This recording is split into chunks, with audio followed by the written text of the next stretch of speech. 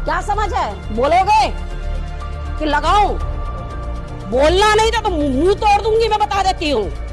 तू सुनना, कानून मत बताना मेरे को। ये कानून के जानकार बड़े बैठे, एकदम बड़े कानून के जानकार हैं। कांग्रेस नेता राहुल गांधी ने निशाना साधा है। उन्होंने आरोप लगाया कि उनके धर्म के कारण उन्हें जेल भेजा गया। अगर आज ये धर्म की लड़ाई होती तो जितनी रील्स परमेश्वर के खिलाफ बनी है, कितनों के गले कट जाते। तो लोग जब मजाक उड़ाते तो उनको, अगर ये धर्म हो तो उनको मार काट दिया जाए। अगर वो शहादत दे सकते हैं परमेश्वर के लिए तो किसी को भेजने के मामले पर कांग्रेस नेता राहुल गांधी ने निशाना साधा है। उन्होंने आरोप लगाया कि उनके धर्म के कारण उन्हें जेल भेजा गया। यानी नन जो कि क्रिश्चियनिटी में विश्वास रखती हैं और क्रिश्चियन हैं, ऐसे में उन्हें जेल भेजा गया क्रिश्चियन होने की वजह से।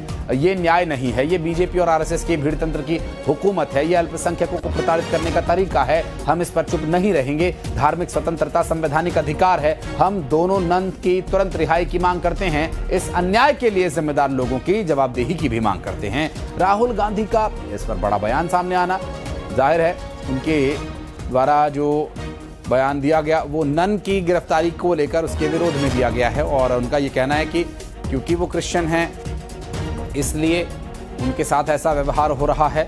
और राहुल गांधी का धर्म के आधार पर जेल भेजे जाने का यह आरोप करो परमेश्वर के ऊपर, प्राउड करो कि हम खुदा को मानते हैं। वो जीवित परमेश्वर है, किसी का बुरा नहीं करता, किसी को श्रापित नहीं करता। अगर आज ये धर्म की लड़ाई होती तो जितनी रील्स परमेश्वर के खिलाफ बनी है, कितनों के गले कट जाते। अगर जीसस क्राइस्ट के लिए लोग अपनी जान दे सकते हैं, हजारों मिशनरीज हैं जिन्होंने बिहार में जान दी है। बिहार को मिशनरियों की कब्रगाह कहा गया है, पता है। अगर उनकी शहादत को हम मनाना शुरू कर दें, हर घंटे 100 लोगों की शहादत मनानी पड़ेगी क्रिश्चियंस लोगों को। इतनी शहादतें हुई हैं परमेश्वर में। तो लोग जब मजाक उड़ाते तो उनको, अगर ये धर्म हो तो उनको मार काट दिया जाए। अगर वो शहादत दे सकते हैं परमेश्वर के लिए तो किसी को मार के जेल में जाना उनके लिए कितनी बड़ी बात होगी। लेकिन वचन कहता है अपने दुश्मन से प्यार कर, अपने सताने वालों के लिए प्रार्थना कर, उनको आशीष दे क्योंकि तू आशीष देने के लिए बुलाया गया। हालेलुया। अगर ये लोग सुसमाचार के लिए अपनी जान दे सकते हैं। इंडिया के पास एक आइलैंड है, वहां पे वो किसी को जाने नहीं देते। वो एक गोरा गया वहां पे कि मैं इनको सुसमाचार दूंगा, बाहर से मार दिया उन्होंने, तीर मार मार। कोई हेलीकॉप्टर चल जाए, हेलीकॉप्टर पे तीर मार मार देते। सरकार भी उनके पास नहीं जाती, वो चला गया वहां। अगर वो उनको सुसमाचार देने के लिए अपनी जान दे सकता है तो जो यीशु मसीह की खिलाफत करते हैं, उसके बारे में बुरी रील बनाते, उनको मारने में कितनी प्रॉब्लम होगी उनको। अगर वो मर सकते हैं तो मारने में क्या दिक्कत है? उनको मार के बाद क्या कर दे, जेल कर देंगे, उनको क्या प्रॉब्लम। लेकिन वचन क्या कहता है? इसीलिए जीसस क्राइस्ट के लोग हाथ नहीं उठाते, क्योंकि हमारा परमेश्वर जिंदा है। तो वो गर्दन मरोड़ेगा, तुम भागे आओगे चर्च में। Don't worry.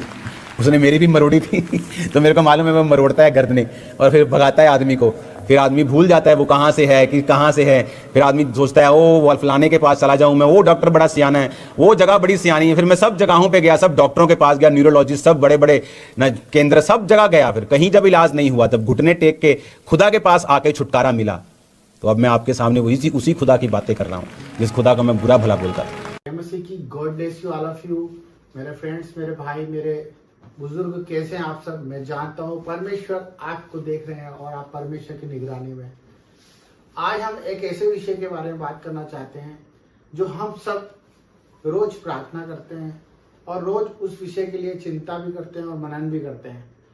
बाकी वो विषय है हमारे जीवन का आने वाला कल, जिसके बारे में हम ये सोचते रहते हैं कि कल हम क्या करेंगे और कल हमारा क्या होगा, कल हमारे बच्चे स्कूल जाएंगे कि नहीं जाएंगे, कल हमारे जिंदगी में कुछ खुशियां आएगी कि नहीं आएगी, कल हमारे जीवन में जो हम चाहते हैं वो पूरा होगा कि नहीं होगा, हमारी सेहत कल कैसी रहेगी और हमारा परिवार सुरक्षित रहेगा कि नहीं रहेगा। ये कल आपको रोज कहीं ना कहीं एक क्वेश्चन मार्क जरूर देता है।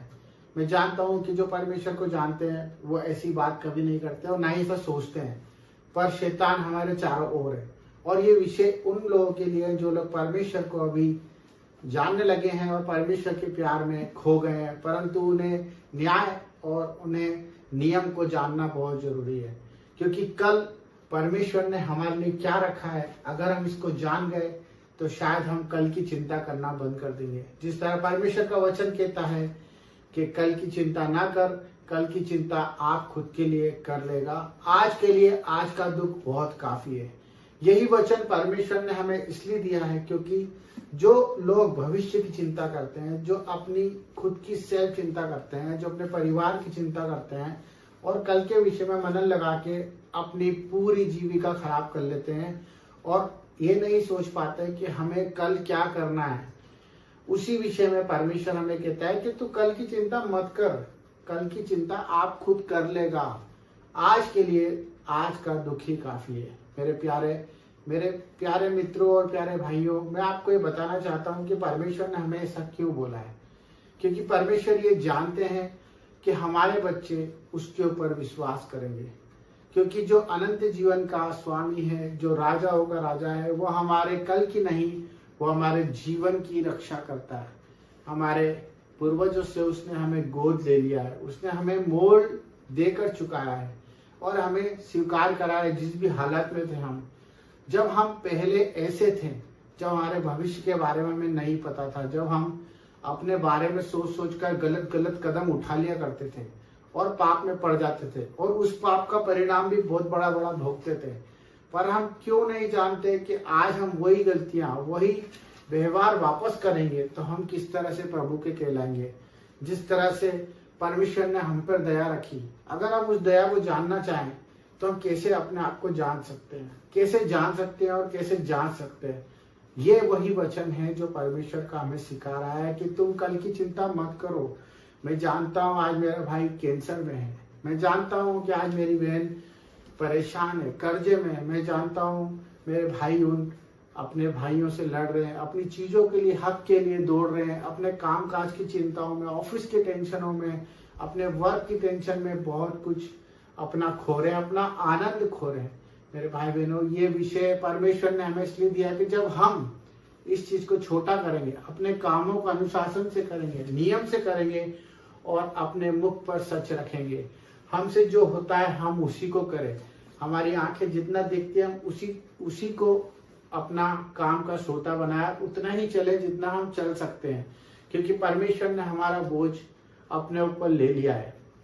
व्यर्थ चिंता ना करें, हमें चिंता करने की कोई जरूरत नहीं है। क्योंकि परमेश्वर ने क्रूस पर अपनी जान दी, अपने इकलौते पुत्र को हमारे लिए इसलिए दिया कि हम नाश ना हो और हम विजय के जुलूस में चले और परमेश्वर की महिमा को देखें। और परमेश्वर की महिमा जब ही होती है जब हम परमेश्वर के पीछे अपना क्रूस उठाकर चलते जाते हैं। तो मेरे भाई बहनों, ये आपको समझना है कि हम अगर कल की चिंता करते हैं तो परमेश्वर के उस नियम को तोड़ते हैं जो परमेश्वर ने हमारे लिए बलिदान दिया। अगर आप महिमा देखना चाहते हैं और परमेश्वर के कामों को देखना चाहते हैं तो आज के आनंद में खुशियों से जियो, आनंद से अपने परिवार के साथ खुशियां मनाओ और प्रभु की आराधना करो, प्रार्थनाएं करो अपने पड़ोसी के लिए और अपने लिए भी। Thank you. जय मसीह।